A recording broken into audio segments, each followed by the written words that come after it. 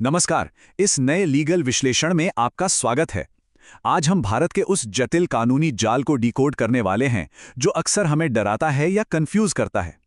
Police के काम करने के तरीके से लेकर हमारे कुछ बेहद सख्त कानूनों की बारीकियों तक आज सब कुछ बहुत ही आसान भाषा में समझेंगे। तो चलिए बिना किसी देरी के शुरू करते हैं। अब देखिए, एक बहुत ही आम सवाल है जो शायद हम सबके दिमाग में कभी ना कभी जरूर आता है। क्या पुलिस बिना कोई साफ कारण बताए किसी को भी गिरफ्तार कर सकती है? ये एक ऐसा डर है जो अक्सर हमें परेशान करता है, लेकिन असल में इसका जवाब हमारे मौलिक अधिकारों में छिपा हुआ है। हमारे सोर्स मटेरियल में एक बहुत ही गहरी बात कही गई है। कानून की अधूरी जानकारी आपकी जिंदगी भर की मेहनत को बस एक पल में बर्बाद कर सकती है। बिल्कुल सच है ना? अगर गलत तरीके से पुलिस या कोर्ट कचहरी से वास्ता पड़ गया तो सब कुछ दांव पर लग सकता है। इसीलिए कानूनी जागरूकता हर आम नागरिक के लिए सबसे बड़ी शिक्षा है। तो चलिए आज के इस सफर का एक क्विक रोड मैप देख लेते हैं। हम मुख्य रूप से 5 चीजों पर बात करेंगे। पहला, हमारी ढाल यानी मौलिक अधिकार। दूसरा, पुलिस की प्रक्रिया जैसे एफआईआर और चार्जशीट। तीसरा, घरेलू हिंसा के कानून। चौथा, पॉक्सो एक्ट। और आखिर में इन कानूनों के गलत इस्तेमाल से कैसे बचें। चलिए पिलर नंबर 1 से शुरुआत करते हैं। हमारी ढाल यानी हमारे फंडामेंटल राइट्स। ये वो सुरक्षा कवच है जो संविधान ने हमें पुलिस या व्यवस्था की मनमानी से बचाने के लिए दिया है। आपने आर्टिकल 21 के बारे में तो सुना ही होगा। ये हमें गरिमा के साथ जीने का और हमारी पर्सनल लिबर्टी का अधिकार देता है। इसका सीधा सा मतलब ये है कि पुलिस टॉर्चर पर पूरी तरह से रोक है। और सबसे जरूरी बात, हमारा कानून ये मानता है कि जब तक आपका दोष साबित ना हो जाए तब तक आप पूरी तरह से निर्दोष हैं। गिरफ्तारी को लेकर भी बहुत सख्त नियम है। ऐसा नहीं है कि कोई भी आए और आपको उठा ले जाए। पहला स्टेप है कि पुलिस को आपको गिरफ्तारी का ग्राउंड यानी कारण बताना ही होगा। दूसरा, उन्हें आपको 24 घंटे के अंदर मजिस्ट्रेट के सामने पेश करना होता है। और तीसरा, आपकी मेडिकल जांच। ये 24 घंटे वाला नियम ना पुलिस की मनमानी और शारीरिक शोषण को रोकने के लिए एक बहुत बड़ा हथियार है। एक और अहम मुद्दा है प्राइवेसी का हनन। जरा सोचिए, क्या पुलिस बिना बात के आपका फोन चेक कर सकती है? बिल्कुल नहीं। कई बार पुलिस बिना किसी सबूत के आपके परिवार वालों को धारा 34 या 120 बी का डर दिखाकर परेशान करती है ताकि दबाव बनाया जा सके। अगर ऐसा होता है तो आप इसके खिलाफ आवाज उठा सकते हैं, क्योंकि बिना ठोस सबूत के ऐसा करना सरासर गलत है। अब आगे बढ़ते हैं अपने दूसरे पिलर की तरफ, द प्रोसेस। पुलिस स्टेशन के अंदर की प्रक्रिया और वहां इस्तेमाल होने वाले भारी भरकम शब्दों को समझना। यहां लोगों को एक बहुत बड़ा कंफ्यूजन होता है। हमें लगता है कि पुलिस स्टेशन गए और सीधे एफआईआर दर्ज हो गई, पर असल में ऐसा नहीं होता। शुरुआत में वो सिर्फ एक शिकायत यानी कंप्लेंट होती है। पुलिस पहले उसे वैलिडेट करती है और फिर तय होता है कि ये मामला एक नॉन कॉग्निजेबल रिपोर्ट यानी एनसीआर का है या फिर इसमें एक फॉर्मल एफआईआर बननी चाहिए। अब एक बार एफआईआर दर्ज हो गई तो पुलिस के पास भी जांच के लिए मनमाना समय नहीं होता है। अपराध कितना गंभीर है, इसके आधार पर पुलिस को 60 या 90 दिन के भीतर अपनी जांच पूरी करके चार्जशीट दाखिल करनी होती है।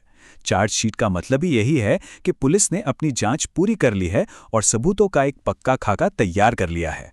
तो फिर ट्रायल से पहले लोगों को जेल में क्यों रखा जाता है? इसके सिर्फ 3 मेन कारण हैं। पहला, कहीं आरोपी देश छोड़कर ना भाग जाए। दूसरा, वो गवाहों को ना डराए। और तीसरा, अहम सबूतों को नष्ट ना करे। एक बार जब जांच पूरी होकर चार्जशीट फाइल हो जाती है ना, तो ये खतरे कम हो जाते हैं और तब कोर्ट से बेल मिलना काफी आसान हो जाता है। चलिए अब तीसरे पिलर की ओर बढ़ते हैं, जिसे हम डेंजर जोन्स कह सकते हैं। यहां हम कुछ ऐसे सख्त कानूनों की बात करेंगे जहां हमारी सामान्य कानूनी ढाल बिल्कुल अलग तरीके से काम करती है। इनमें सबसे पहले आते हैं घरेलू हिंसा और दहेज कानून। और ध्यान दीजिएगा, घरेलू हिंसा का मतलब सिर्फ शारीरिक मारपीट नहीं है। अगर कोई रूप रंग को लेकर ताने मार रहा है या बच्चा न होने पर मानसिक टॉर्चर कर रहा है तो वो भी डोमेस्टिक वायलेंस है। और अगर शादी के 7 साल के अंदर कोई असामान्य मौत होती है तो एविडेंस एक्ट के तहत दहेज हत्या का बहुत ही सख्त क्लॉज लगता है, जिसमें कम से कम 7 साल की सजा है। इसके बाद आता है पॉक्सो एक्ट 2012। ये 18 साल से कम उम्र के बच्चों को यौन अपराधों से बचाने का एक बेहद शक्तिशाली कानून है। और हाँ, ये लड़के और लड़कियों दोनों पर समान रूप से लागू होता है। इसकी सख्ती का अंदाजा आप इस बात से लगा सकते हैं कि अगर कोई गलत नीयत से बच्चे की तरफ कोई इशारा यानी जेस्चर भी करता है तो वो भी धारा 12 के तहत एक गंभीर अपराध माना जाता है।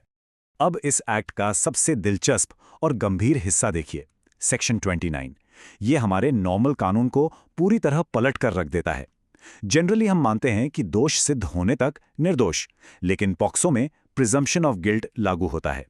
मतलब इसमें आरोपी पर ही खुद को बेगुनाह साबित करने का पूरा भार डाल दिया जाता है। इसकी अदालती प्रक्रिया भी काफी अलग है। बच्चे को मानसिक सदमे से बचाने के लिए उसकी गवाही एक स्क्रीन के जरिए होती है। आरोपी सीधे कोई सवाल नहीं पूछ सकता, और सबसे हैरान करने वाली बात, अगर कोई सॉलिड मेडिकल एविडेंस ना भी होना तब भी केस आगे बढ़ता है और सजा हो सकती है। बिना ठोस सबूतों के डिफेंस के लिए इन आरोपों को काटना बहुत मुश्किल हो जाता है। अब यहाँ एक निष्पक्ष नजरिया रखना भी बहुत जरूरी है। कानूनी जानकारों का मानना है कि हालांकि डोमेस्टिक वायलेंस और पॉक्सो जैसे कानून सुरक्षा के लिए बहुत जरूरी हैं, लेकिन कभी-कभी प्रॉपर्टी के विवादों या आपसी रंजिश निकालने के लिए इनका गलत इस्तेमाल भी होता है। इनकी कठोरता की वजह से झूठे मामलों में फंसाए गए निर्दोष लोग सालों तक कानूनी प्रक्रिया में उलझे रह जाते हैं। तो अब आते हैं हमारे चौथे और आखिरी पिलर पर, समाधान। अगर सिस्टम आपके खिलाफ काम करने लगे या अधिकारों का हनन हो, तो आप अपना बचाव कैसे कर सकते हैं? यहाँ परमवीर सिंह सैनी जजमेंट 2020 नागरिकों का सबसे बड़ा हथियार साबित होता है। इस फैसले ने पूरे देश के हर पुलिस स्टेशन में सीसीटीवी लगाना अनिवार्य कर दिया है, और वो भी नाइट विजन और ऑडियो वीडियो बैकअप के साथ। तो अगर पुलिस कंप्लेंट लिखने से मना करे या बदसलूकी करे, तो आप और आपके वकील सीधे कोर्ट में उस फुटेज की मांग कर सकते हैं। है ना कमाल की बात? अगर थाने में आपकी बात बिल्कुल अनसुनी कर दी जाए, तो ये इमरजेंसी स्टेप्स फॉलो करें। सबसे पहले तुरंत 112 डायल करें। ऐसा करने से सरकारी सिस्टम में आपकी शिकायत का एक ऑफिशियल रिकॉर्ड दर्ज हो जाता है, जिसे पुलिस इग्नोर नहीं कर सकती। और फिर भी बात ना बने तो एक वकील के जरिए सीधे मजिस्ट्रेट के पास जाएं। मजिस्ट्रेट के पास उस पुलिस अधिकारी से जवाब मांगने की पूरी पावर होती है। तो देखिए, सारांश यही है कि एक जागरूक नागरिक ही सशक्त नागरिक होता है। हमारा संविधान ही हमारी सबसे बड़ी ढाल है। बस हमें अनुच्छेद 14, 19 और खासकर 21 को अच्छे से समझना होगा, ताकि हम पूरे आत्मविश्वास के साथ इस लीगल सिस्टम का सामना कर सकें। अब चलते चलते एक सवाल छोड़कर जा रहा हूं आपके लिए। क्या हम सच में अपने अधिकारों की रक्षा करने के लिए तैयार हैं, या बस यूं ही किस्मत के भरोसे बैठे हैं? इस पर विचार जरूर कीजिएगा, क्योंकि आज के समय में कानूनी जागरूकता कोई चॉइस नहीं, बल्कि सबसे बड़ी जरूरत है। इस विश्लेषण में हमारे साथ जुड़ने के लिए आपका बहुत बहुत धन्यवाद।